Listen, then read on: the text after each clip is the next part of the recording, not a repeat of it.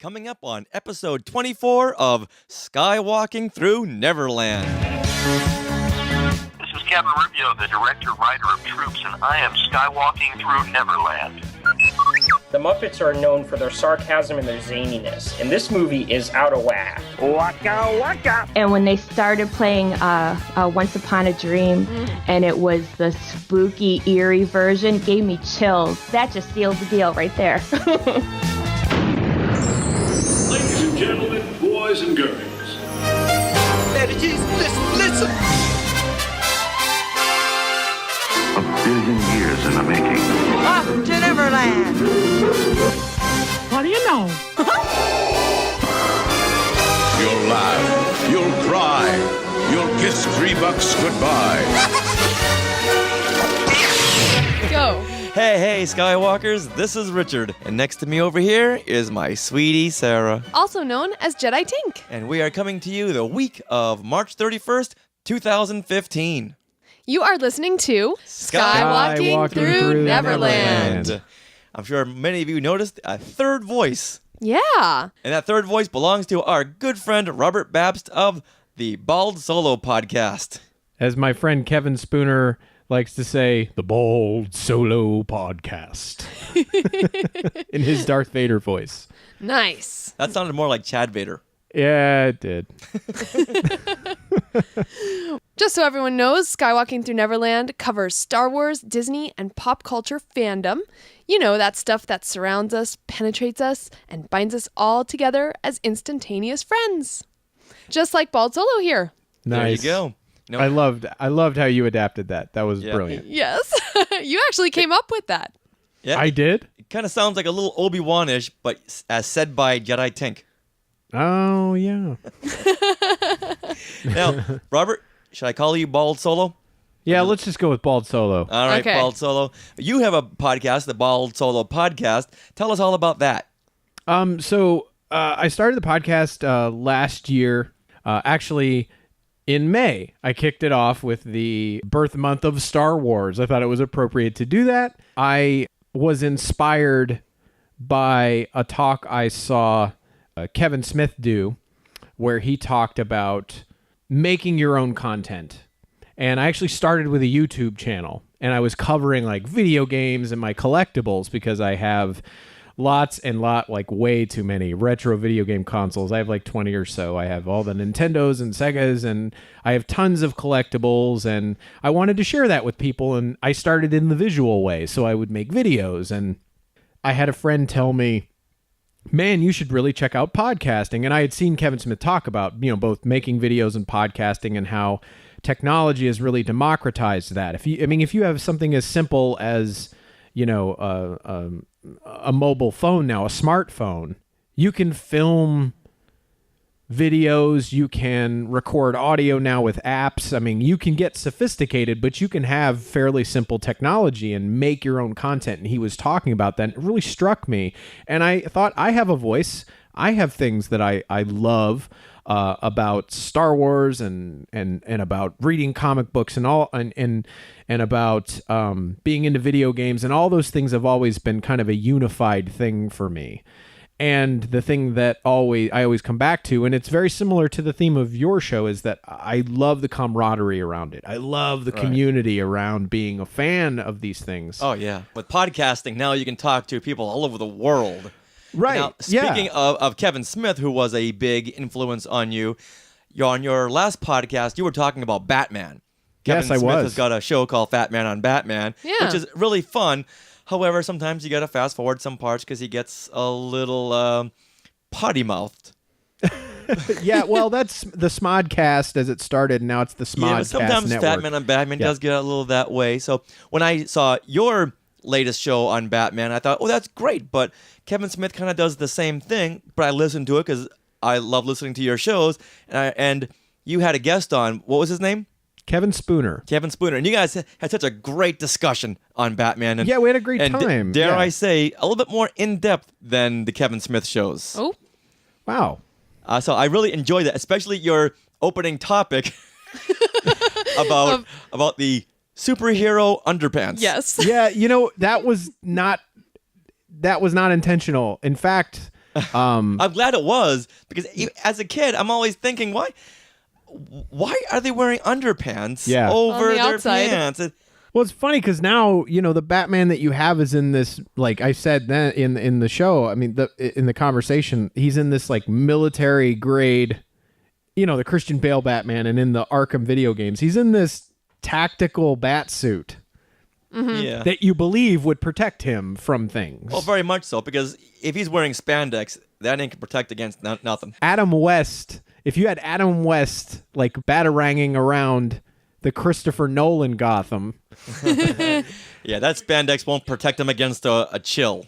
It would be chilly. He wouldn't be protected, and he would, like I said, he would probably. I mean, I just imagine like there's no protection there. That can't be comfortable. That's awful. Spandex is very, very itchy, just like Tobey Maguire said in Spider-Man 2, when he's in the elevator, and that guy whose name I forget asks him if the suit's very comfortable. He says no, it's kind of itchy. Yeah. And spandex is kind of itchy. Right. In the comics now, in the New 52, he's in that tactical bat suit. Right. It looks like, a legit, this is something that a millionaire, billionaire playboy would construct to legitimately protect himself. It's not like, spandex and underwear. And then we kind of started laughing at ourselves like, well, yeah, right. So we're going to meta this. And through the course of his existence, Bruce Wayne just had an epiphany. Right. Man, I need to ditch the spandex and make this. It wasn't the writers at all. Just not working. Everyone's laughing at me. Right. Now, your podcast deals a lot about video games because you're a big gamer, and you do a lot on Star Wars. Have you heard the latest tweet from this morning? No, I haven't. Well, it came out from Comic Palooza that Peter Mayhew, a.k.a. Chewbacca, is canceling his appearance this year at Comic Palooza in late May due to quote-unquote filming. Huh. Let's connect these dots. Well, let's see. Let's use math. So Star Wars 7 is filming in May. That's just been confirmed. That's been confirmed. Peter Mayhew is now canceling appearance to filming in late May. What could he be doing? He's also a well-known Star Wars actor. I wonder. Maybe he's doing a guest spot on Parks and Recreation? He's going to be in the new Die Hard movie. Oh, no. Let's be honest. No, the new Expendables. The new Expendables. Harrison Ford is in the new Expendables. That would be great. That would be great. I mean, and it would make sense with kind of the trek that they've been on to heighten things, because Harrison Ford is in the third one coming out. But you know what? Let's get back to the point here. Yes. Is Peter Mayhew going to be in episode 7? It looks like it. Of course he is. That is going to be awesome. It would I'll bet you, well, I'd like to think that Harrison Ford was like, yeah, I'll do it if you get Mayhew. Well, Carrie Fisher said that in 2007 at the MTV Awards, they wanted to give Chewbacca the Lifetime Achievement Award, and Carrie Fisher was going to do the presenting, and she said, I'll do it only if Peter Mayhew is in the suit. Oh. So at the MTV Awards in 2007, Chewbacca came out to get his Lifetime Achievement Award and to finally get the medal he should have gotten at the end of the Battle of Yavin. He finally gets his medal by Carrie Fisher. The circle is now complete. Yes. That is kind of a moment. Yeah. Come on. So that was if you wanted to CGI something, Lucas, you should have done that.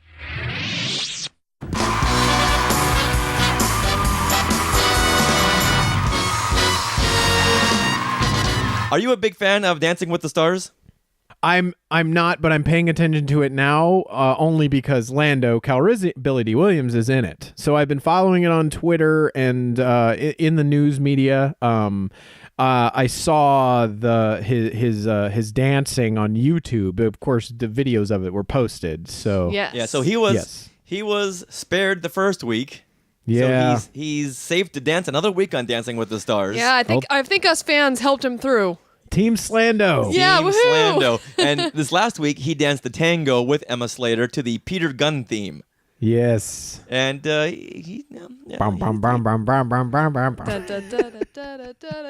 And then he did okay. For 77, once again, he's 77. Yeah, but I think that to help out his dancing this week, Emma Slater brought on a couple of young, sexy dancers with Lindsay and Jenna. to be the background eye candy. I mean, dancers. So it was, yeah, they did spare him another week. Is the show, is it for pure entertainment or is it to raise money for charity as well? It's to raise money for ABC. Oh, okay. But it is Very entertaining. nice. Come on. If Billy D. Williams was not on it, we wouldn't be talking about this right now. Yeah, a few Not years on this ago podcast. when Sarah No. pulled me into it was because of Adam Carolla, and I just became fixed on the show. It's a really well done, fun show to watch. Yeah. But in this last show, it wasn't so fun when in the pre-taped package by Billy D. Williams, he says, I looked at myself in the mirror and I see an old man doing the tango. Oh. He was sad he couldn't move like he was young. yeah, he doesn't have the moves like Lando. Yeah, people that have been hating on him for his tango performance are just like, dude, just find something else to talk about. Give me a break. The first week, he got a 15 out of 30, and the second week, where most dancers improve, he got another 15 out of 30. Yeah. Now, the question I want to ask the two of you, do we want him to go to week 3? Yes. It would be fun. I don't know if he'll make it. I want Billy D to be remembered as Lando, as a suave actor.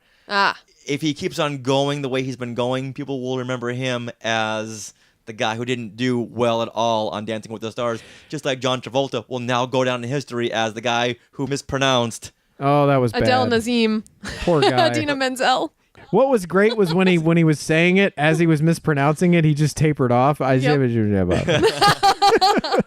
going to go down in history as the guy who flubbed up the name that he should have known. So what's your verdict? No on week 3? Well, on the one hand, if he starts booting out people who are actually better and more fun to watch, I hate to say that. I watch the show for the dancing. I wouldn't want him to boot out one of the ice dancers who I really want to see. I don't want him to be remembered as the guy who couldn't cha-cha. Well, do we know if he is going to be in 7 or not? We don't. Nah, we don't know anything. Well, see, my hope is then that he is in 7 because then, in line with what you were saying, then that is the last memory people have, is he was in episode 7. That's very true. If they bring back Mark, Harrison, and Carrie, they've got to bring back Billy D. Because him being in 7 would trump his Dancing with the Stars. Yeah. thing. Oh, yeah. Yes. So I feel like that should happen. That's my hope then. But I wouldn't want happens. Kathleen Kennedy to go, we had a dance number for Lando, but after what we just saw... We've got to give him more time. Bad boys, what you gonna do? What you gonna do when they come for you? When you hear the song Bad Boys, most people think of the Fox reality show Cops, but not us. When we hear it, we think of Kevin Rubio's 1997 Star Wars fan film Troops. For those who haven't seen it, this just means you haven't been near a computer in 17 years.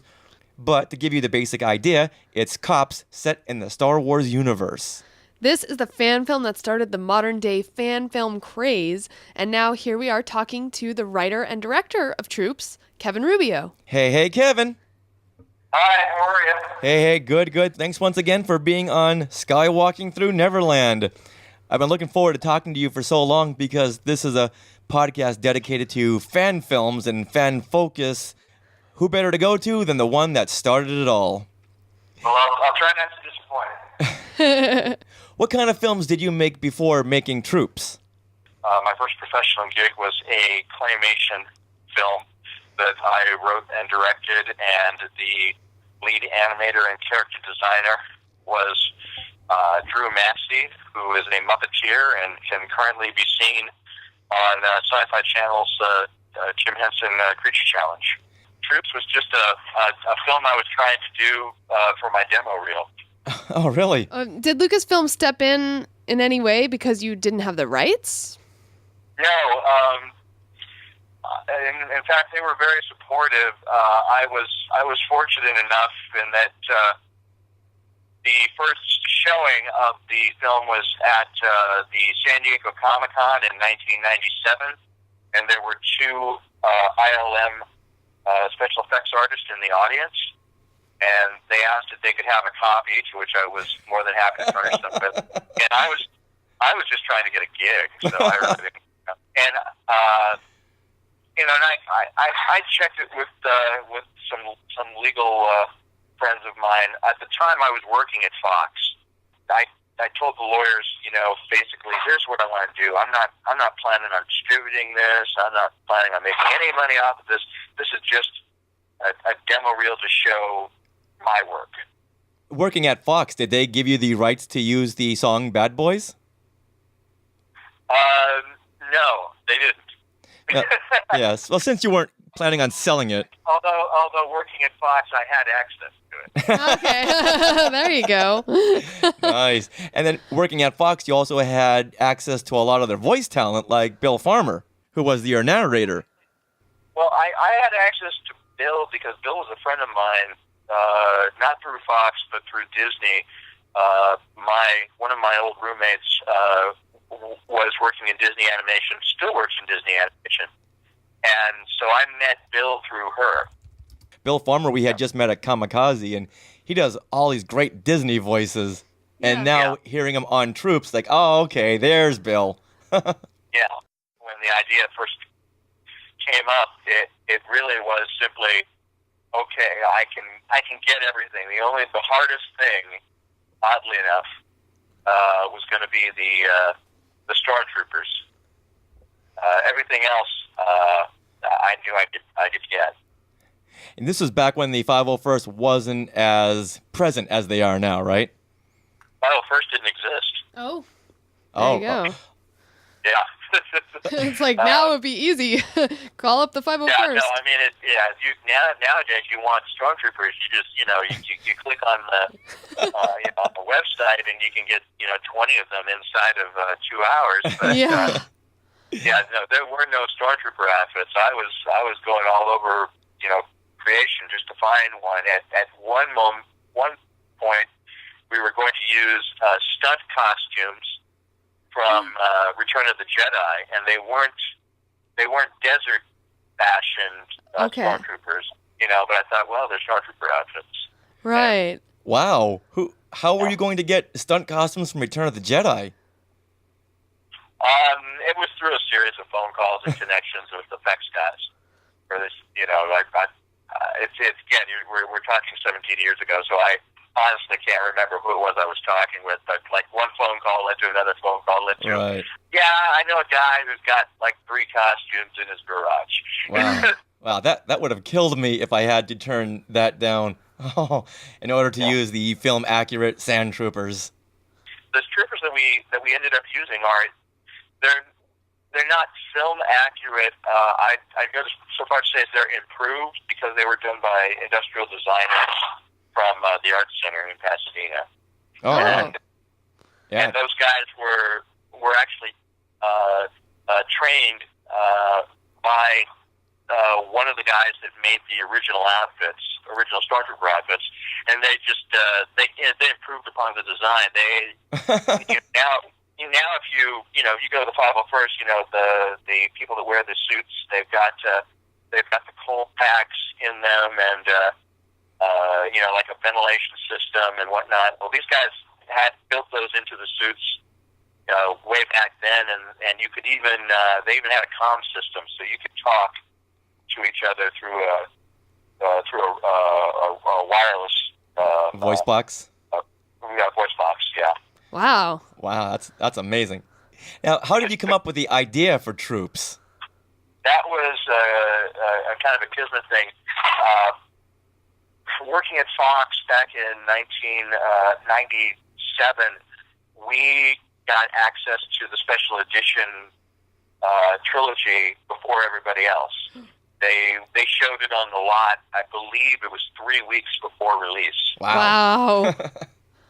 So, a whole bunch of Fox employees, myself included, took our friends to see one of the many screenings that were on the lot. And my writer buddies, David McDermott, who I work with on Ben 10, Steve Melching, who's currently on Transformers. Back then, both of them were writing on X-Men. Mm-hmm. And so we all went to a screening, and they were going to be doing a comic strip for a now defunct magazine called Sci-Fi Universe. Mm-hmm. And the comic was going to be Tales of a Death Star Scanning Crew, which was a parody on a Dark Horse comic called Tales of a Bounty Hunter. And we were talking about that comic book as we got out of the screening. And we're walking back to our cars in the parking lot. And that's when, one of them blurted out, it'd be funny if you crossed cops with Star Wars. Wow. And, we all laughed, and the light bulbs went off. Yeah, and if I said, if nobody's going to take that, do you mind if I run with it? And so rather than going back to my car, I turned around, I went to my office, and my office was right next door to the tape library that housed all of the shows that ran on Fox.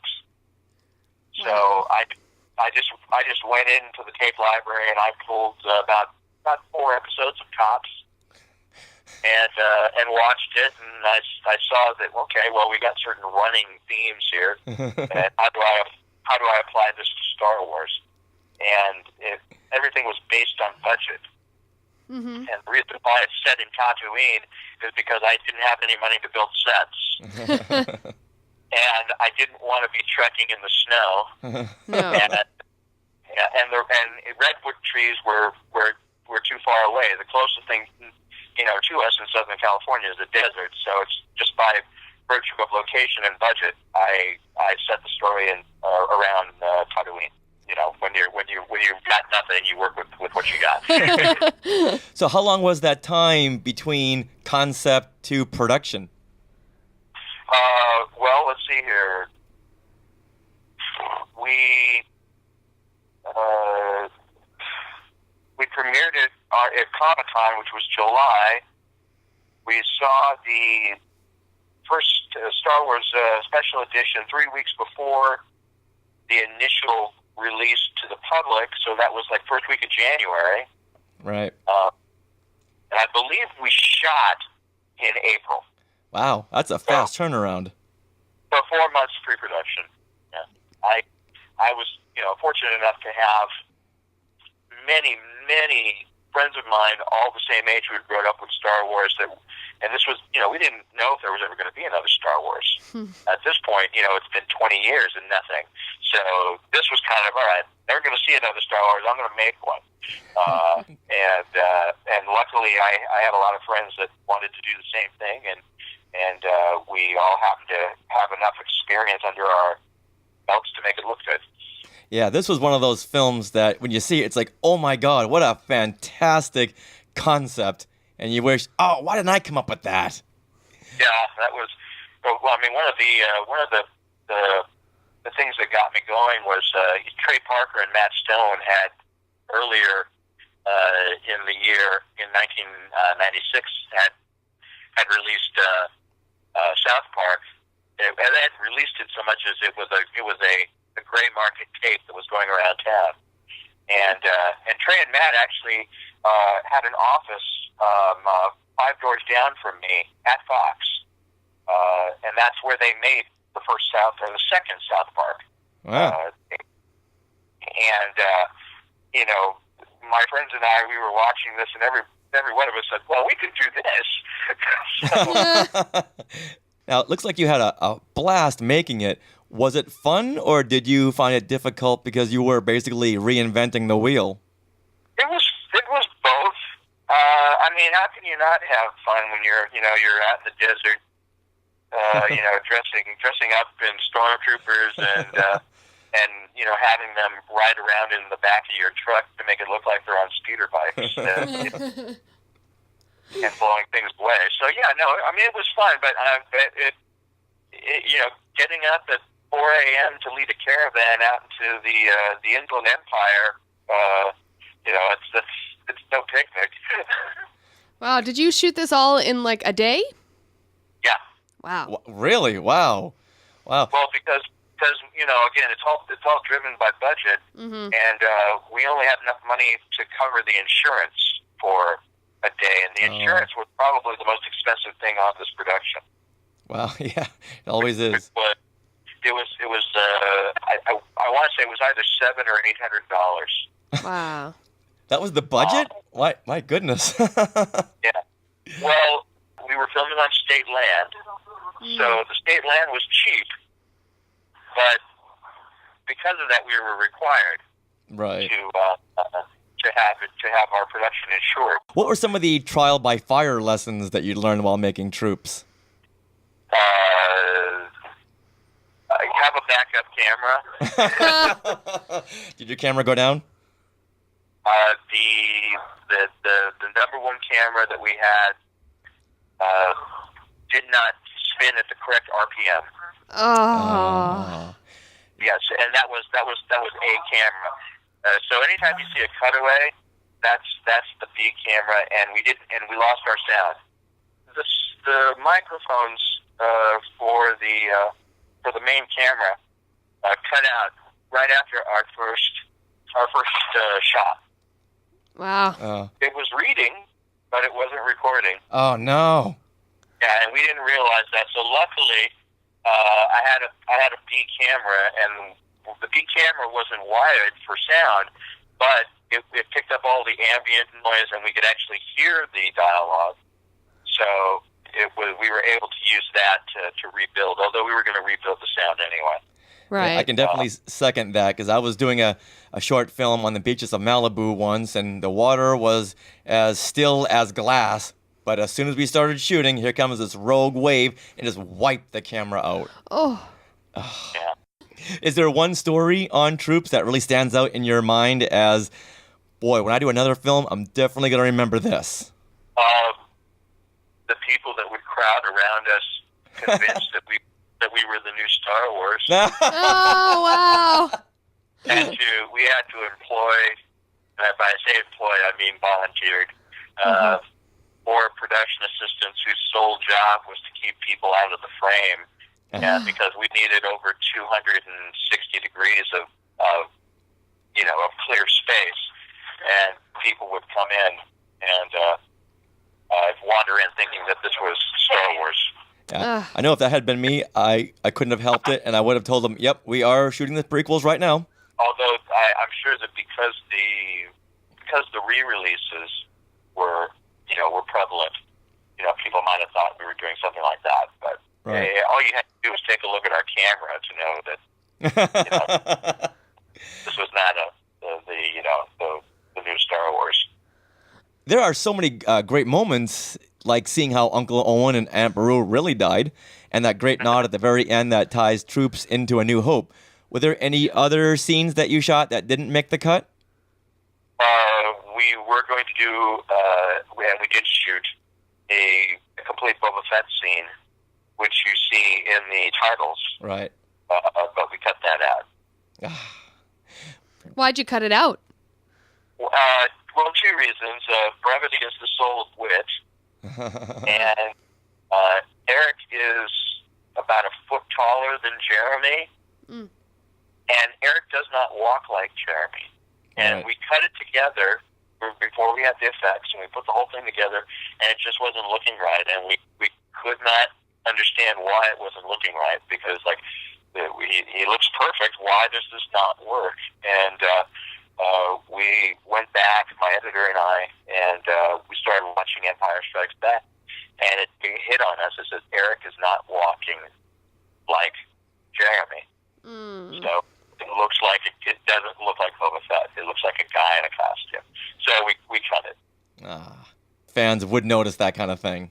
Did Tom Servo from Mystery Science Theater 3000, did he play a bigger part at one time, or was he meant just to be an Easter egg? That was an accident. Because initially I was supposed to get an R2-D2. Oh. I was supposed to have an R2 unit, and unfortunately, the guys that had reserved an R2 for me had loaned it out to another company, and that company had failed to return it in time. And, so I showed up the day before the shoot to pick up R2, and he said, "I'm sorry, man, it isn't Bapst. You can have any other robot in the shop." Oh. And I just saw it's Tom Servo on the shelf, and I said, "Well, that's funny." So, the Jawas stole Tom Servo. If you got it, it would be a fun joke, and if not, it would just look like a small droid. Yeah, that was great. This was at a time when filmmakers had to send out one copy at a time for it to be seen by potential distributors or pretty much anybody. Nowadays, you can release it online. Was digital distribution a godsend at this point? Well, it wasn't at a time when it was still at a time where you had to send out individual copies, and I didn't even plan on putting it on the web. This was just something I was making for a reel to get work. The internet kind of was just by accident, and I'm told we ended up being the first viral video because of it. Oh, wow. Yeah, we were just going to ask, what was the initial reception like? Well, I mean, at Comic-Con, we wowed them. It played in a smaller venue, and it was received so well, we played it twice during the panel. Then word got around, through the grapevine. This is back when Comic-Con was still small and you could walk into anything, any show at any time. One of my friends, Chris Gore, who was doing a panel on independent film, heard about it, heard it was good. He asked if he could show it at his panel, and so we showed it there. And then the organizers of Comic-Con heard about it and ended up showing it in what was then the big room. I think it was room Hall D on the giant screen. So it was very well received. Awesome. Wow. And then in 2002, you won the Pioneer Award at the official Star Wars Fan Film Awards. Yes, that was very kind of Lucasfilm to do that. Yeah, I remember I was sitting in the audience going, "Wow, I want to make a fan film now." So most people were sitting in the audience saying that. He did do it. I don't see what's stopping us. Yeah, and then it was only a couple of years later when I finally got around to making a fan film called TPZ, which is TMZ in the Star Wars universe. I really just built on what you had started and rolling Star Wars into a reality show, and so then that came my fan film. So I credit my fan film to you. Have you seen any other fan films that really impressed you in the past few years? My favorite fan film is The Raiders. Oh, nice. Yeah, we did an interview with Chris Jompoulos a couple of shows ago. So, I've seen a lot of fan films. Some are like, good production value, but no story in the acting is so far. But I think that the Raiders one is probably the best fan film that's ever been done. Lord knows I would not have had the insanity or the gumption to pull that off when I was their age, and they did it over 7 years. I sure as hell know I would not have had the tenacity and what's the word I'm looking for? Attention span? Discipline to do that. So. Yeah, and I'm so glad they finally reached their goal on Kickstarter, so now they can finally do their airplane scene. I'm so happy for them. I think their total goal was 100,000, but they raised 50, and I think I don't know if they're gonna do another one or if they just got the other 50. They started a website in which now they're going to try to raise up to the 125,000, but they did manage to make 58,000 and change on the Kickstarter. That's good. Yeah. Good for them. I hate to see them get so close to the finish line and not cross. What advice can you pass on to other filmmakers who want to make their own fan film? Usually, my advice for people that are making fan films is, well, what's your reason for doing it? If you're a person that wants to get into the industry, I really wouldn't do a fan film. I'd just do a film. I'd do something original, something that you own, and just do it. If it's just, you want to play in a universe and you want to, the most recent one I've seen, I guess it could be classified as a fan film, was a Superman POV. Oh, yeah. That's incredible. So, I mean, who am I to say don't do it? Because, the people that did that one just blew me away. Yeah, the effects on that was amazing. And the thing is, it shows off a person's talent, and it does it in a very, very clever way. But then in the end, that person doesn't own Superman. Right. And so I guess it just depends on your goal. My only thing is that, if you want to do a film, do a film. Don't just talk about doing it. And if people were to make a film, and we always encourage people to make fan films of their own films, since we are a podcast that always wants to highlight people doing their own thing, especially fan films, because they're really fun to watch. Where could they? I just ruined your whole mission statement, didn't I? Where can people go these days to find crew and resources for their films? That depends on where you are. In the LA area, I use LA 411, or my friends, which all happen to be very good professional crews. Nice. Yeah, I guess outside of LA, they can put out something on Facebook and just. I know. I guess you could. I mean, it's kind of where there's a will, there's a way. Again, look at Chris and his guys. They're a bunch of 14-year-olds who wrangled up. Pardon my French, but they got a fucking submarine. Where the hell are the 14-year-olds going to get a submarine? So if you got enough tenacity and passion, I don't think where you live it should stop you, especially nowadays with the very true. Everything that's so accessible. Now that someone can do everything on their laptop, there's no reason not to do it. Exactly. About a few years ago, I had run into you at Dimples, which is a karaoke bar here in Burbank. Oh yeah.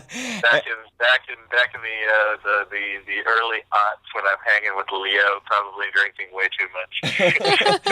Yeah, you were kind of inebriated, but you know what? I asked you if you were ever going to do a sequel to Troops, and you said, nah, no. Did that change at all? Almost did. Almost did last year. Oh, really? How so? Yeah. Well, it was. As I told you earlier, I'm currently working with Sean Jordan, who was the effects guy on Troops. He has an effects company called Synaptic VFX here in Burbank, where I am talking to you from an editing room, and the Nerdist channel is 5 blocks down the street from us. And we were talking because they had just completed a karaoke cantina. Oh, fantastic! That ran last year for the Course of the Force, and the set was still up. Oh, like 3 months after 3 months after they had completed filming, they still had the set up, and one of the writer producers there, Mike Shaw, asked me if it's you got anything? If you got anything, we'll leave the set up and you can shoot. Oh my goodness! And so I pitched them basically a CSI Tatooine, in which you had representatives from every Jerry Bruckheimer CSI show canvassing the bar and giving their theories as to what went down when Greedo got shot and the other two got decapitated. And 24 hours later, Mike got back to me and said, "They love it. Can you write it and have it ready to go? Basically in 2 days, do a 2-day turnaround of the script." And, I was like, oh, God, I do not want to be immersing myself in CSI for the next 24 hours just so I can learn how to write in those rhythms. Right. So, because, I know of CSI. I'm not an avid watcher, but if I was going to be true to the tropes, I really needed to study it and watch it, and it was just, I did not have the time to sit down and do a 24-hour CSI marathon, nor did I have the desire to watch David Caruso for 8 hours straight. That would have been quote-unquote Troops 2, but it wouldn't have been called Troops 2. Is this something you ever plan on revisiting? Nope. The set is gone. We had put out on Facebook that we were going to be talking to you, and we told listeners, if you have any questions for you, to please write in, and a couple of people did. Yes, I'm single currently. Yeah, someone wants to know your social security number and your address and the times that you were out of your house. So our first question comes from Joey Pittman, and he asks, he says, Troops was the first Star Wars fan film many people saw. With so many now, how does it feel to have something that has passed the test of time and is still really popular and even quoted? Well, how can I not be proud of that? And as I said earlier, that's not just due to me. I was fortunate enough to hit upon or luck into a concept and write it. But if it hadn't been for everybody else that contributed, I don't think it would be as good as it is. And particularly the effects and the sound design, which a lot of people forget about when they do films. Right. Yeah, our next listener question comes from Donald Wicks, and he asks, are there any plans to HD up the film for a Blu-ray release or possibly a DVD? And how about behind-the-scenes deleted scenes stuff? You can see it on, it's included on the Star Wars Blu-ray. Oh. Oh, that's right. Okay. Yeah. And isn't it also included on the Cops 20th anniversary DVD set? Yeah, so you can see it on the Cops, and you're not going to get a higher resolution quality because that's from the Digibeta Master. Right. So, wow. Both of those are from the Digibeta Master. Nice. So, do you have any behind-the-scenes or deleted scenes stuff? Yes, I do. I'm not going to put out anything. I mean, there was talk of doing something for what was the 15th anniversary, but Shant and I were both busy around the time period, and we wanted to do it at the Comic-Con, and since we weren't able to do Comic-Con, we just kind of thought, some other time. Right now we're too kind of embroiled in other stuff. Right. Yeah. Did Troops open doors for you into the Star Wars universe? Yeah, well, I worked on Clone Wars. I worked with Lucasfilm on their magazine, the Star Wars magazine. I worked with Dark Horse. I have a graphic novel called Tag and Bink We're Here, which is a Star Wars graphic novel. And the Clone Wars episode that you had written was Bomb Bad Jedi for season 1. That is correct. Yeah, that was an interesting one. Henry Gilroy, the story editor, he came to me and said, "So we're giving you a Jar Jar episode." I'm like, "Oh, you've got to be kidding me!" No. George wanted you to have this one. He thinks you're the one that can do this. And I'm like, "Yeah, I get it. I'm the strap trooper that hits the beach in the first wave and then gets voted, and then everybody else can step over gracefully." But Did George Lucas really want you to write this one? That's amazing. Well, that's what I was told. Nice. Wow. Whether it was to ease your pain or to, if it was true, you don't care. That's it awesome. Might be, it just might be a story editor's trick to get me to jump, which is what I would have done. Anytime he doesn't want to do anything, but George really likes this. Now, how can fans get a hold of you? Are you on Twitter or Facebook? Yeah. My Twitter handle is the Kevin Rubio. The as in THE Kevin Rubio? Yeah. Okay. Yeah. Okay, and finally, what are you working on next? I'm not allowed to say right now. Oh.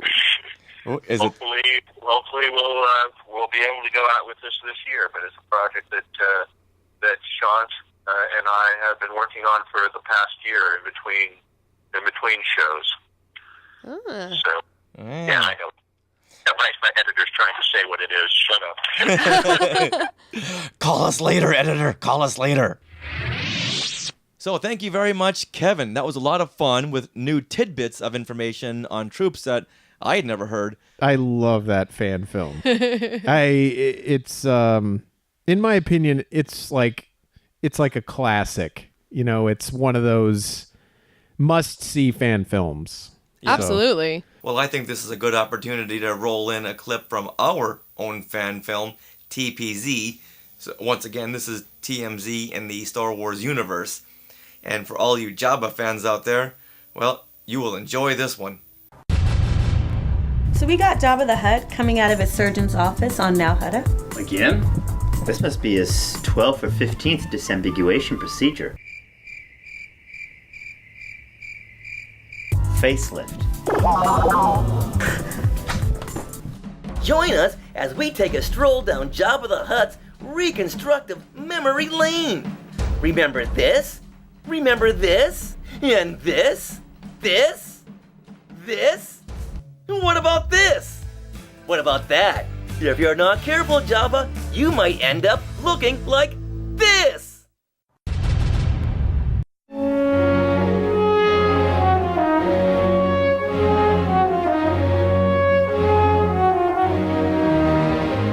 Do you recall the third time you saw Star Wars?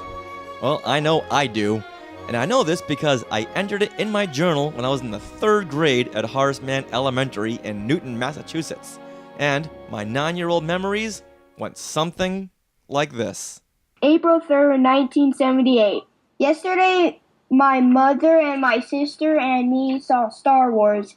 I liked the bar part when somebody pushed Luke and Ben Kenobi got his lightsaber and chopped somebody.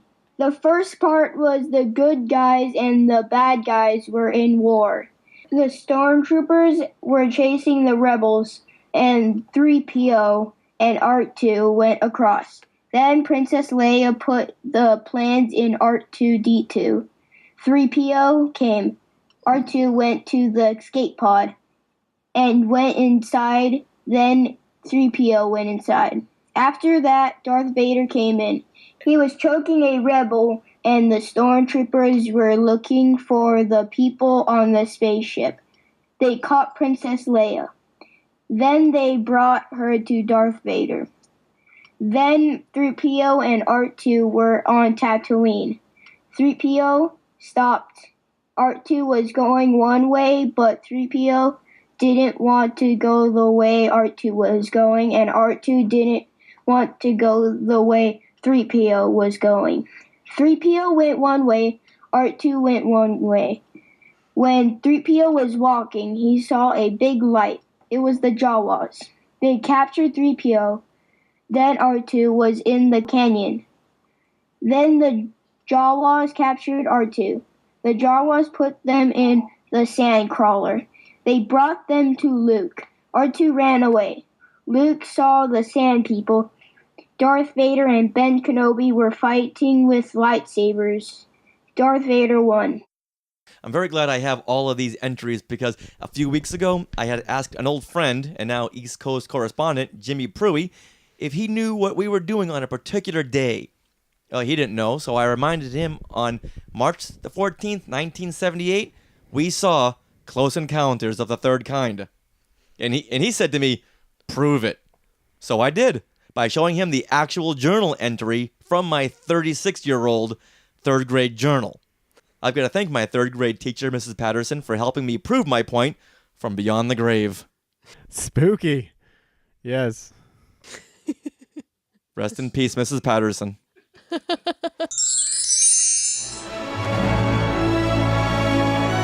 We want to take a moment and thank everyone for listening to Skywalking Through Neverland, and remind everyone that we are on Stitcher, iTunes, YouTube, and on our own website, skywalkingthroughneverland.com. And we also want to give a few shout-outs for the show. Well, first of all, let's give a shout out to Bald Solo for joining us this week. Thank you very much, Bald Solo. Never tell me the odds. Nice. And I want to give a shout out to Adventures by Daddy blog. Every week I've been blogging on their website, and this week we were able to post our interview with Margaret Carey on there. So thank you, Adventures by Daddy and Dave Parfit. And also, Richard, we got a new iTunes review. Oh, yeah, we do? Yeah, it's by Panazonian7. Awesome. And he entitles it, Lucas and Walt Would Approve. Wow. That's all I need to hear. I know, pretty much. Good night, everybody. Thank you for coming. We're done. All right. That's like dying and going to Jedi Ghost podcast heaven. So, Sarah, give us a little taste of what Panazonian7 said. He says, the hosts have the inside track to great info on the happiest place on Earth while traveling through a galaxy far, far away. It's so cute. Aww. So, excellent interviews, fantastic effects, and great stories. Wow. Yeah. I second that. Thank you, Bald Solo. Literally, as we were wrapping the podcast for the week, we got a voice message from our voice portal on the website from the Mickey D Cast, the MickeyDcast@gmail.com. So give a little listen. Here's our voicemail of the week. Hey, Richard and Sarah. This is Jack from the Mickey D Cast, and I was just calling to say what a great job you guys are doing on the podcast. Really enjoying all the Disney and Star Wars news and stuff. I have my own podcast called the Mickey D Cast, and you can find us at the mickeydcast.weebly.com. Great job, guys. Keep up the great work, and hope to talk to you soon. Oh, thank you so much, Jack, for reaching out to us. We really, really appreciate it. And what a surprise and a treat. If you want to also leave us a message, just go to our website, skywalkingthroughneverland.com, and on the right side, a little banner will pop up that says, leave us a voicemail, and you can leave up to 30-second voicemail. Bald Solo, thank you once again for joining us. Hopefully at some point you can be here in Los Angeles and record with us. Absolutely. And I have a fantastic fan film idea. Oh, good. Well, when you do join us in LA, be sure to book with Autumn Barnes. Sounds good to me. She's our official Skywalking Through Neverland vacation travel planner. So go to mymickeyvacationtravel.com if you're planning on traveling to the East or the West Coast, or on Disney cruises, or any Disney park. So, Robert, you have no excuse not to come out and see us.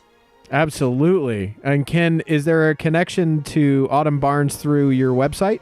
Yes, you can actually find her, My Mickey Vacation Travel, on our website, or you can go straight to her website, mymickeyvacationtravel.com. Don't forget to say that you were directed by Skywalking Through Neverland. Oh, yes. Awesome. It's time to play the music.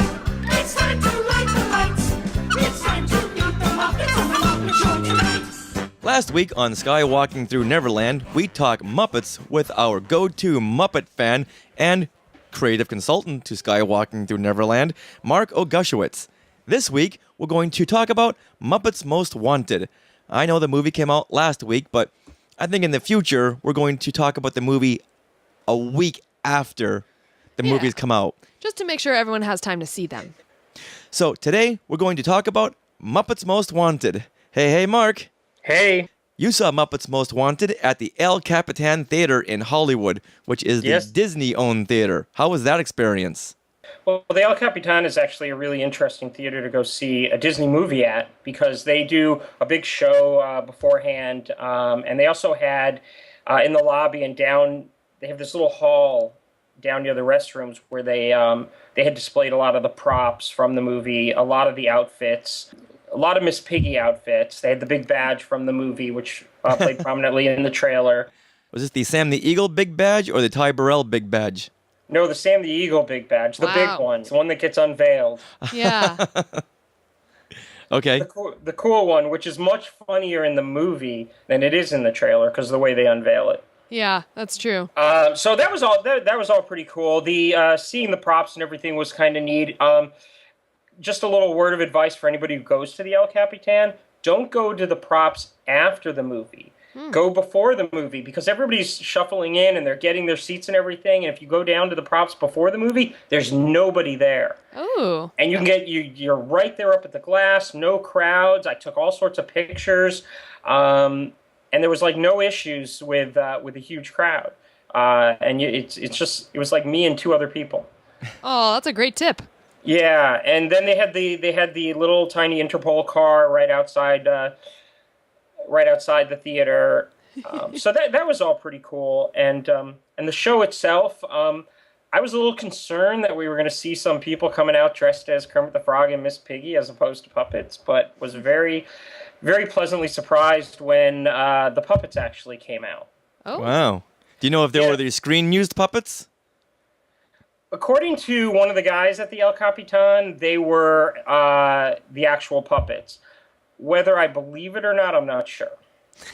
But they looked pretty good. They Miss Piggy didn't necessarily look exactly like she does now. Maybe it was an older puppet. But they looked really good, and I was really happy to see that. I kind of wish it had been a bigger show. It was basically just Kermit and Miss Piggy singing a couple of songs, and then some miscellaneous guy coming out to sing along with them.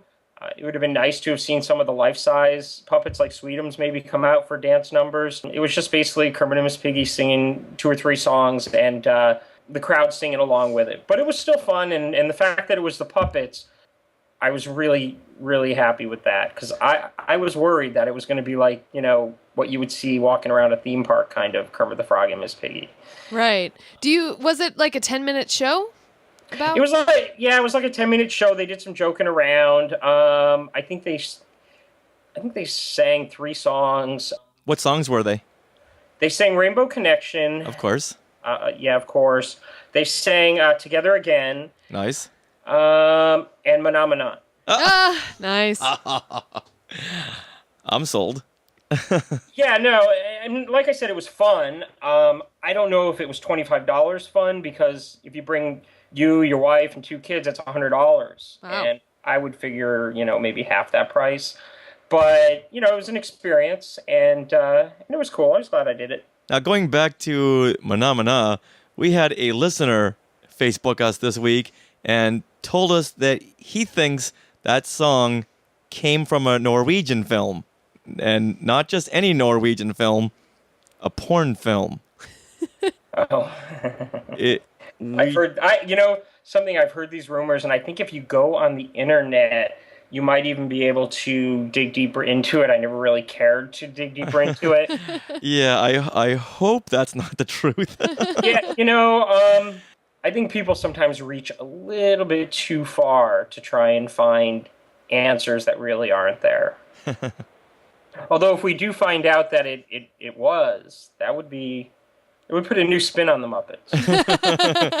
Yeah. I think so. I will tell you this, being a kids movie, it was packed with kids, but when you looked around, it looked like it was empty because none of the kids' heads came past the seat top. Well, that must have been great, because at that age, they're not texting throughout the whole movie.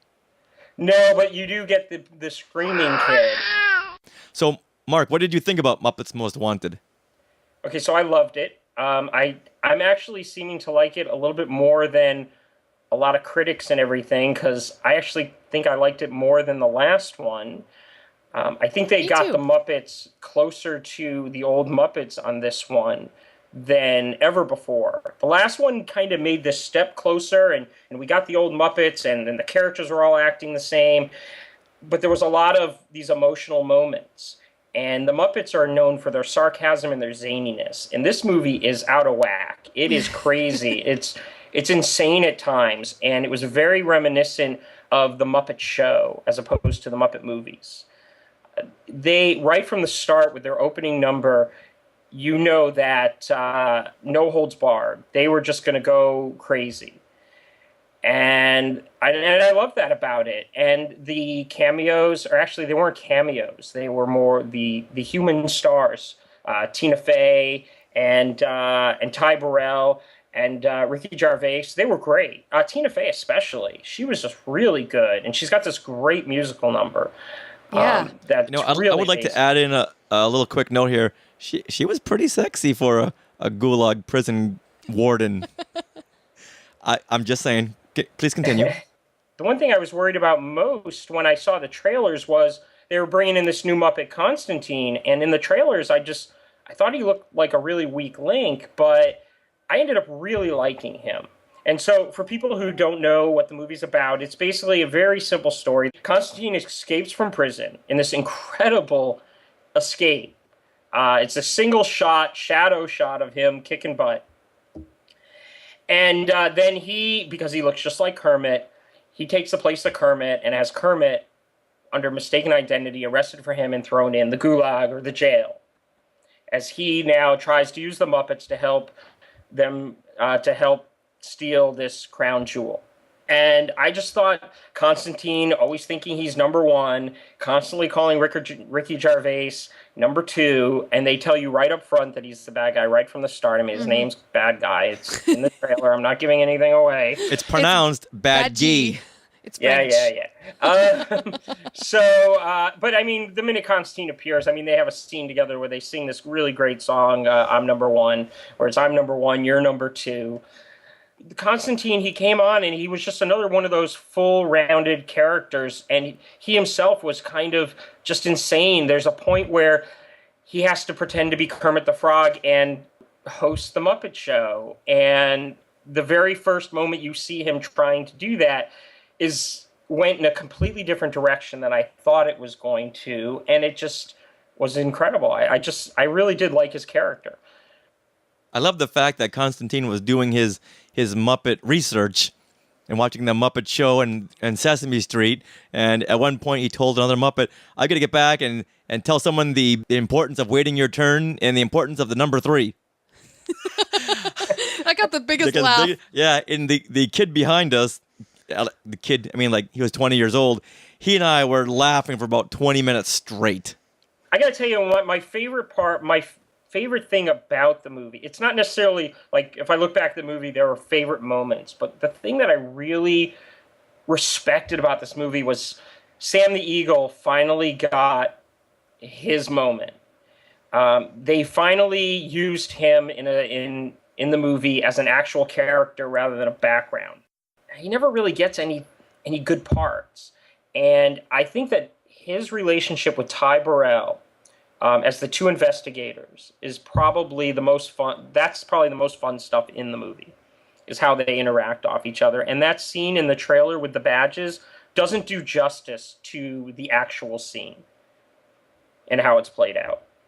So did you prefer this movie over their 2011 movie, The Muppets?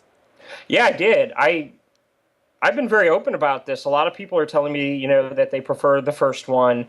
But I feel like this one is the Muppets. In this movie, they got the characters of the Muppets as close to right as I think they can possibly get it. The insanity was there. The musical numbers, there were no emotional musical numbers, really. There was kind of one with Miss Piggy and Celine Dion and a really great cameo. That was funny. But that still had its kind of zaniness to it. And all the musical numbers felt like the musical numbers from The Muppet Show. With the 2011 movie, they brought the Muppets back, and they got a lot of the feel of the Muppets, feeling really good, and it was very nostalgic, and it felt great. But they played a lot on emotion, and the zaniness I thought was there, but it was controlled a little bit. Here, I felt like, because it was the second movie, that they just opened the doors. And I was just laughing all the way through it. There was only one joke that didn't work for me, because I thought it was beneath the Muppets. It deals with the cameo with Usher, and that's all I'm going to say. Every joke in this movie is like, it's got meaning, it's got purpose, and it's like really well thought out. It's really smart. But that Usher joke is just a throwaway. It was basically a play on their name, but they had smarter ways of doing it. Like Christoph Waltz in the film dances a waltz. Mm-hmm. That shows a little bit of thought. I'll be honest with you. James Bobin and Nicholas Stoller, they both wrote this, and James Bobin directed it. And they also were the ones behind the 2011 with the help of Jason Segel.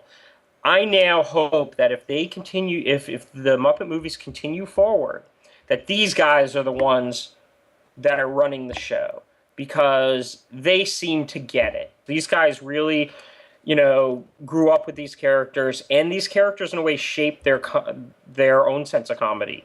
Oh, and it shows, too, I thought the Muppets were always about subtleties. And these guys got the subtleties. The more subtle you put into a performance or a line reading, the funnier it's going to be. Right. Well, I also thought it showed in the musical numbers, because a lot of these kinds of musicals that come out, like the Disney musicals, or, even when you watch South Park, the musical, they always sound like Broadway tunes. But in here, they kind of took the Muppet Show route, and there's a disco type of song, there's like jazzy, there's just like a bunch of different genres that are used, rather than just going the Broadway route of the musical. And I think that part of the reason the Muppets kind of went downhill is, if you look at the people who were started getting behind it for a while, they were just people out there trying to, cash cows. Let's get some money. Right. Yeah, I loved Ricky Gervais in this. Yeah, no, he was really good, and his musical number was really interesting as well. I thought Tina Fey was probably the best of the human characters. I could not believe that was Tina Fey singing her big number. She's got is there something this woman cannot do? She sounded fantastic. And a great musical number, too. And let's not forget Danny Trejo, who I thought... but they cut out his big Waka Waka shot. Yeah, I know, and that was kind of a disappointment. But, the way they used him, and I also really like the way they used Ray Liotta, instead of just making them cameos, I thought that was just great. I really like that a lot. And then there's the funniest line is a Tina Fey line regarding Danny Trejo. It's the funniest line in the movie. But it's a very subtle line, too. Yeah. But that's where where Danny Trejo? He was one of the Gulag prisoners. Okay. He was one with the kind of scraggly face. Yeah. He's the guy that you see in like movies like Machete. Yeah. And all those hardcore action movies. He's a very genre actor. Wow. Yeah, and in here he's singing Broadway and dancing. Mm-hmm. So but that's not the joke. There's a really great joke with when they were singing all the chorus line, "We're gonna get it. I know we're gonna get it." Oh my God, that was the most hilarious thing ever. And to look at Ray Liotta going, "You were once Henry Hill, and now you're dancing Broadway numbers. This is too funny." So, do you think this movie is going to bring back the Muppets with more sequels and more shows, possibly even a new broadcast show? I don't know, because it didn't have the greatest opening weekend. Of course, there are a lot of considerations you got to put into with the opening weekend. Like, first of all, most of the tickets are half price because they're going to kids, so you got to sell twice as many tickets. But and it opened against Divergence, which just killed in the box office. I'm hoping that it picks up through word of mouth, because I think it's got like a 71 rating on Rotten Tomatoes. And as of today, March 28th, it's just about at the $22 million mark. Right, but I don't think it's been opened really wide overseas, where I think it's going to do better, because, like Monty Python, I think this movie might do better overseas, because it is really wacky and out there, and the American audience seems to be a little bit more conservative. But I'm really telling everyone they got to go see it, because here's a movie where the comedy is just outrageous, and it's just so intelligent. Grown Ups 2 comes out, and it makes all the money it makes. It's so depressing. And then something as smart and as intelligent as this, comes out and does very little money. And I'll just say this: if you like the Lego Movie, then you should go see this, because I think that they really do kind of have the same sense of humor. So if you like that, you definitely got to check it out. And don't wait for it to come to DVD, because the dance numbers are definitely worth seeing on the big screen. Very, very much so. All right, let's wrap it up there, because knowing us, we could go on for another 3 or 4 hours talking about the Muppets. Yes, you could. So thank you once again for giving us your critique and a little bit of insight into the Muppets, as well as the Muppet experience at the Disney El Capitan. And once again, I want to let everyone know that this is the Marco Gushwitz, who is our creative consultant every week. He listens to our shows and picks it apart and tells us the goods and the bads. And even though he's been a very good, close personal friend of mine for the last 15 years, he does not sugarcoat it. He does not sugarcoat anything. Yes, he will rip into it. So he's helped us make this podcast a lot better. So, Mark, thank you very much, and we will talk to you next time. No, thanks for having me. It's always fun. Waka waka. Now, ladies and gentlemen, I, Sam the Eagle, will now read a fable which should serve as a moral lesson to us all. Once upon a time, there was an ant and a grasshopper. It was warm and sunny where they lived, but the ant worked day and night, from dawn to dusk, storing food for the long, hard winter he knew would come. Toil and labor, work and strife are all that matter in this life. Oh, the ant is a wonderful character. But meanwhile, the lazy, pleasure-loving grasshopper sang and danced with appalling abandon. Winter will fall and snow will come, but now it's time to have some fun. Shocking, shocking. And eventually, just as expected, winter came. Very nice. And then it was, dear listeners, that the grasshopper drove his sports car to Florida and the ant got stepped on. What?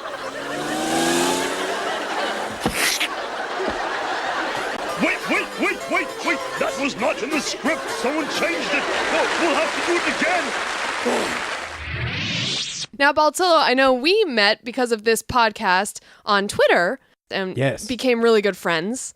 And I know each week I seem to meet new people on Twitter or Facebook. And this week, we actually talked to new friends of the podcast, Michelle Atwood from the Main Street Mouse. Wow. And I know, it's very exciting. And she's a big Sleeping Beauty fan. So we talked to her about the upcoming Maleficent movie. Prepare to make the jump to light speed.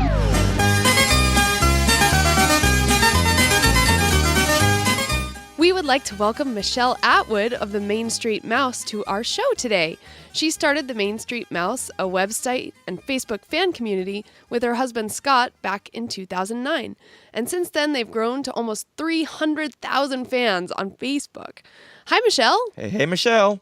Hi, thanks for having me. Oh, we're so glad you could join us today. Can you please tell us a little bit about the Main Street Mouse and how it came to be?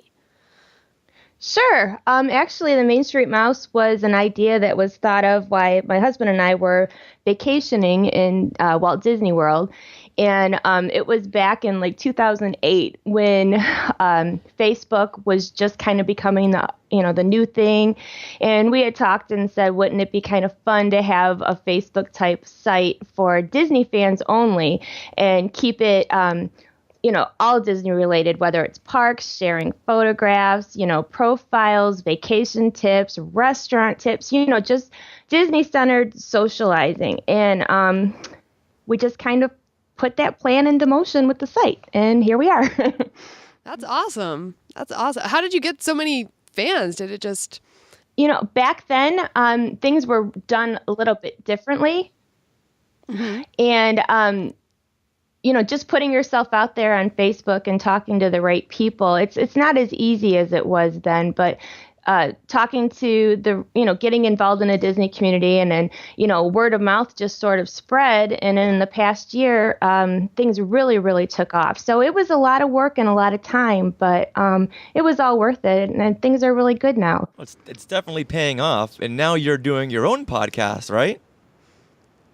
We are. We just ventured out. We had actually had a lot of our followers asking over the past 2 years to see if we'd be interested in doing that sort of thing. They were asking, when are you guys going to do a podcast? And truthfully, it was me that was the holdup. I was afraid to venture out and do it. And then finally, we try to give the fans what they want. So I decided I'm going to be brave and just go for it.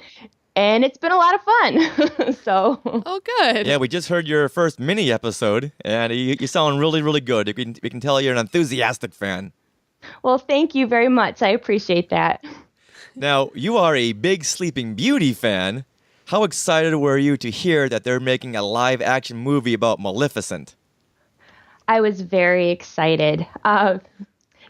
Actually, Sleeping Beauty was my favorite book when I was little. My mom used to read it to me all the time, and used to go over the pages all the time, read it over and over. And when I found out this was going to be, put into a movie, I was really excited. Oh, if you could be a Disney princess, would you be Aurora? That's a good question. Everybody always, my family and friends always say, "Oh, you're such a Cinderella." But now that I think about it, actually, Aurora was my first favorite princess. So you kind of got me there. Oh, that's so cute. I know when I was 7 years old, I had my first sleepover birthday party, and we watched Sleeping Beauty. And it was a big deal. I know if I could be a Disney princess, I would be... Oh. Okay. Too much. Wait, you want to finish that thought? No, I don't. You know what? Sometimes the thoughts in my head just leak out, and I apologize. We'll have to edit that part out. Now, going on with Maleficent, judging by all the trailers I'm sure you've seen, this movie looks like it's going to be very, very dark. Now, what age do you think is going to be appropriate for this film? Oh, well, I have a 9-year-old and a 12-year-old, and I think I'd be okay with them seeing it. I think much younger, maybe not, because the character of Maleficent actually is kind of scary looking. I mean, it's not something that you normally see, like the Disney happy, really family friendly. I mean, I think it'll be okay, but it is a little bit scary. You're right there. Yeah. Did your 9 and 12-year-old see the trailers, and what did they think? Oh, well, they think it's going to be cool, of course. Plus they're boys, so they don't scare quite as easy. My little one, he kind of scares a little easier, but I think he'd be fine with it. He's still, if he sees something that might scare him, he'll cover his eyes, but I think he'd be fine going to the movies to see it. So your 12-year-old, is he looking forward to seeing this movie, even though it's female-oriented? Well, sure, because it's a villain, and it's dark, and it's like he likes the Avengers and things like that. But I also can still get him, interested in things like, Frozen is way opposite, but like seeing something like this live action with a little bit of a scary element to it, I think that he's all for that. I mean, it wasn't like a roll your eyes type of thing and, "Oh, Mom, I don't want to see that." He's on board. We're good. Oh, that's good. Yeah, I know according to the Entertainment Weekly article where they interviewed Angelina Jolie, they mentioned that they had to use her own daughter as the young Aurora because all the other kids were freaked out by her. Right. And I did an article about that a couple weeks ago when they were just putting out teasers for this article that came out for Entertainment Weekly. I had read a little excerpt of that, how they had to use her daughter because all the other kids were scared. And I can completely understand that, how frightening that must be for little ones to see the eyes and the big cheekbones and the horns. I mean, it's hard to separate fantasy from reality when something is that bold and in your face like that, especially for a little one, Absolutely. Yeah, I think if you saw her in person, it's just a whole nother element to that than seeing it on screen. I know, I was freaked out. Oh, absolutely. You were freaked out? I was very freaked out. That's some scary makeup she has on. Oh, when you saw the trailer? When I saw the trailer with her high cheekbones and those horns and the wings and just the way she had that creepy smile and those piercing, glowing eyes. Know what the clincher was for me when it comes to the scare factor was when I think we were watching the Grammys and we were waiting for this the preview to come, and when they started playing Once Upon a Dream and it was the spooky eerie version, gave me chills. Like, oh my gosh, that just sealed the deal right there. Oh, I feel you. I was the same way. I think I got, in the words of what's her name? Goosies. Jennifer Lopez. In the words of Jennifer Lopez, I got goosies. And now she's quoting American Idol. I know. Oh, well. What are the differences between the Maleficent in the movie and the Maleficent that came from the animated film? I think just from what I've read, I think that they are going to give her more of a backstory and maybe explain a little bit why she is as evil as she is. I think in the animated film, they just kind of put it out there like, okay, here's this bad guy and she does bad things and we just don't like her. No explanation. And not that you need one, but I think for the live action, they're going to try to humanize her a little bit, and maybe not make it so there's no excusing bad behavior. I don't think that's what they're trying to do, but maybe trying to put a spin on it to where you understand a little bit why she's the way she is. Yeah, why she got so mad that she wasn't invited to this christening. Right, to get that mad over not going, getting invited to a party. Yep. I mean, there's more to it than that. Why does she feel like such an outcast, or why does she, there's method to her madness, I think, and I think people are going to get to see that a little bit more. And I'm kind of excited to learn more myself, being that I'm of the, mindset of the storybook and the cartoons. It's going to be interesting to see what they do with it. Yeah, and apparently, according to one of the trailers, Maleficent has wings, or had wings, and she lost them. Right. I did, and those wings are pretty intimidating. I mean, wow. She didn't have wings in the animated film, right?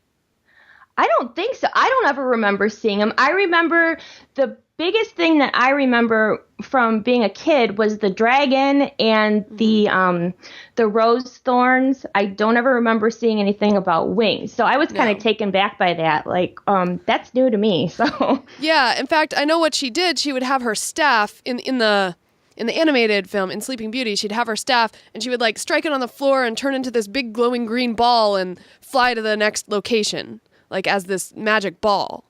So right, no wings. Yeah. So exactly. Maybe they're just trying to update the story or add more to it. I think it's going to be interesting. Yeah, definitely. Were you at the D23 Expo in 2013? I was not. I actually had one of my admins there. We were working an event that weekend back here, but I was getting updates from on the scene things, and then we were watching as they were putting them out. We watched her, at the convention and talking about it. So even though we weren't there, we tried to stay on top of what was going on. Right. So you were able to see the footage of Angelina Jolie on stage talking about being Maleficent? Yes. Okay, great. Because I was actually there, and I loved that moment when she came on stage.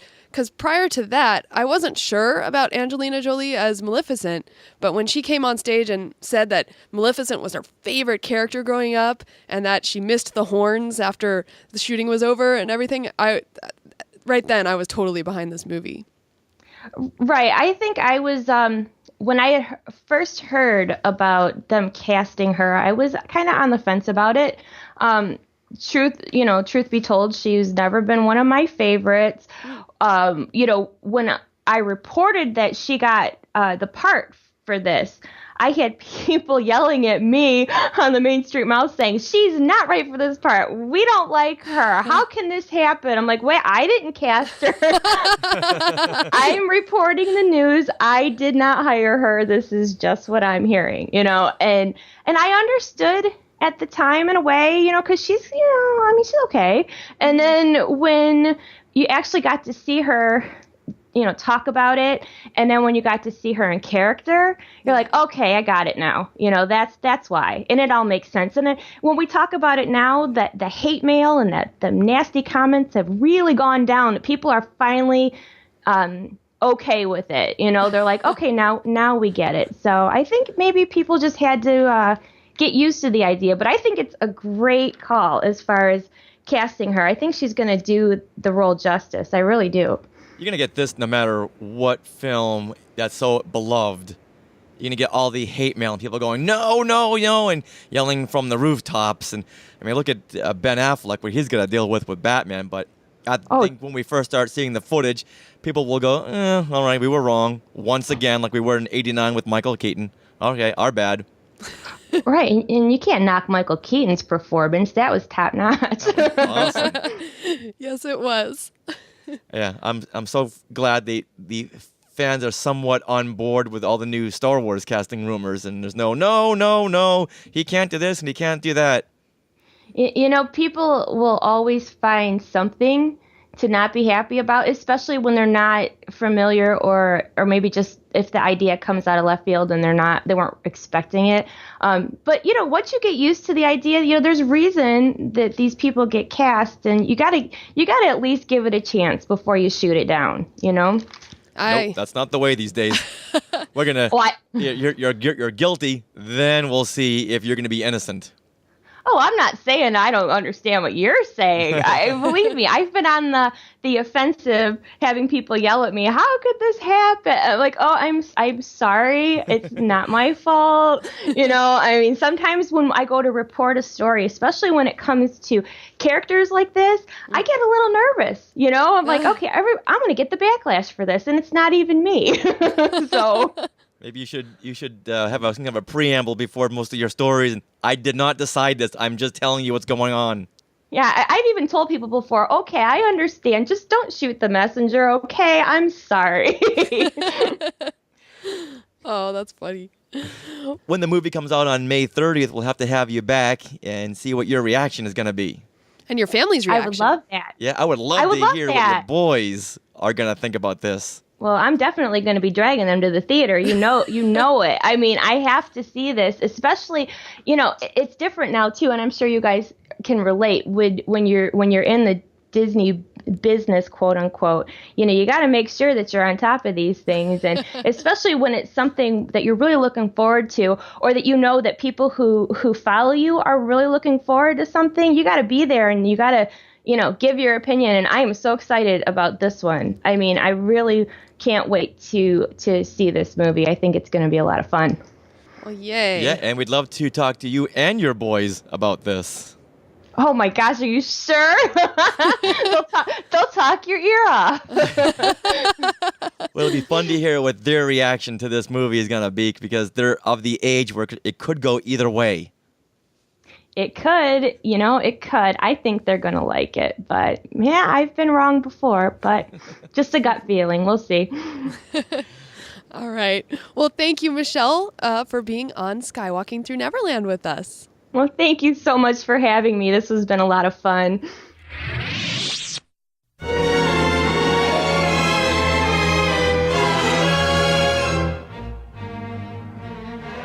So, Bald Solo, what are you looking forward to in 2015? Star Wars. Star Wars. Star Wars. Well, Star Wars. First things first, Star Wars weekends. Yay, we'll finally get to go. Yeah, can't wait. Now, the Star Wars weekends, a mere 48 days. Yay. Lucky for you guys. I know. I wish you could join us. Yeah.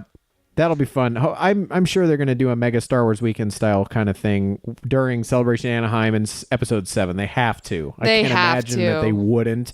I mean, that would, yes, of course. It's just going to be like, it's going to be like a freaking singularity of Star Wars. Yes, I know. It's going to be this behemoth of electric energy crackling around, and it's just going to consume all the fans, and our heads are going to explode. It's going to be insane. I love it. I love it.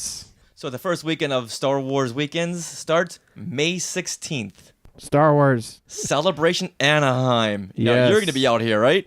Yeah. Oh, absolutely. Is that going to be the name, do you think? Celebration Anaheim, not Celebration 7? That's what they're calling it, like everywhere and on the website. I've heard Celebration 2015, so whatever you want to say, we'll know what you're talking about. Yeah, now, Celebration Anakin sounds good. Now, it starts on April 16th, 2015, and take a hunch as to how many more days until April 16th. This is a game we play every week. Let's see. So as of today, March 31st, how many more days until the first day of Celebration Anaheim? 390? Oh, wow. That's a very good guess. There are 379 days. No. I know. It's creeping up on a year. I know. And a few months later, we're going to get Star Wars Episode 7. Yes. So, can't wait. Guess how many more days until Star Wars Episode 7? Too many. That's and right. the answer is, that is correct. 627 days. Hence, again- too many. It is. It's too many. No, they need to take their time. Make a good film. Yes, But they do. It's still too many. Now, for the Disney fans, we Yeah. have Disney Expo coming up. Yep, that was announced last week, and that will be happening on August 14th through 16th, 2015. And as of March 31st, there are only 504 days left. You know, it seems like a lot, but these hundreds of days gonna whip by. Mm-hmm. Have the tickets gone on sale for Disney Expo? Actually, they will go on sale exactly a year in advance on August 14th, 2014. And D23 members, which of course I am one, will receive special pricing on both 1 and 3 day tickets. And through marriage, I am one too. Yes, you are. You will receive special discounts too. And Bald Solo, should you want to attend, you can Yes. also get discount tickets. Excellent. I know. Yes, I have a lot of dates to ask off for. Well, everyone, thank you once again for coming back and listening to Skywalking through Neverland. Nicely done. That was only our first take. Well, we hope you come back next week when we'll have more surprises. We have a really fun interview lined up. We're going to be talking to the man behind C-3PO for the new Happy video. Yeah, the Star Wars I Am From Tunisia Happy video. It's going to be Simon Wilkie. And if we can get the whole timing issue corrected, Mhm. we're going to try to get also the director of the Happy video. He's in Tunisia or in Los Angeles. Yeah. It's an 8-hour time difference. Is that it? Yeah, and Simon Wilkie, it's 7 hours. So, Okay. Yeah. Anyway, We'll be talking to them about their new viral video. Have you heard that song, Bald Solo? Have you seen the video? Okay, so this is one thing that I have not seen that I need to see. Yeah. So I'm sorry to say I haven't seen it.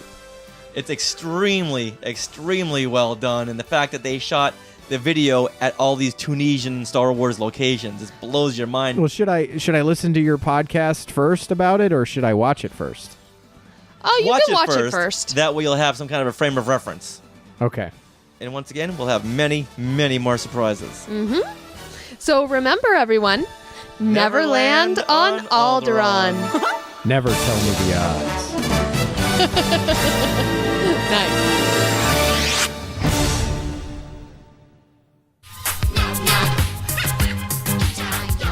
Thank you for listening to Skywalking Through Neverland.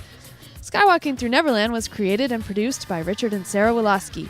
Segment producers are David Scale, Richard Woloski, Sarah Woloski, and Mark Agushowitz. Graphic design and website design by Sarah Woloski. Technical advisor is Peter Heitman. Skywalking Through Neverland is not affiliated with Lucasfilm Limited, Disneyland Resorts, or the Walt Disney Company. All names, sounds, and related items of Star Wars and Disney are registered, trademarked, and copyright Lucasfilm Limited and the Walt Disney Company and their respective trademark and copyright holders. All rights reserved. Skywalking Through Neverland is intended for entertainment and information purposes only. All original content of this podcast is the intellectual property of Hey Hey Entertainment, copyright 2013, all rights reserved. No part of this show may be repurposed, reproduced, redistributed, or rebroadcasted without the written permission of Hey Hey Entertainment. Sorry, all that had to be said. Goodbye. Live long and prosper. Wait, sorry. May the force be with you. And cut. That's a wrap.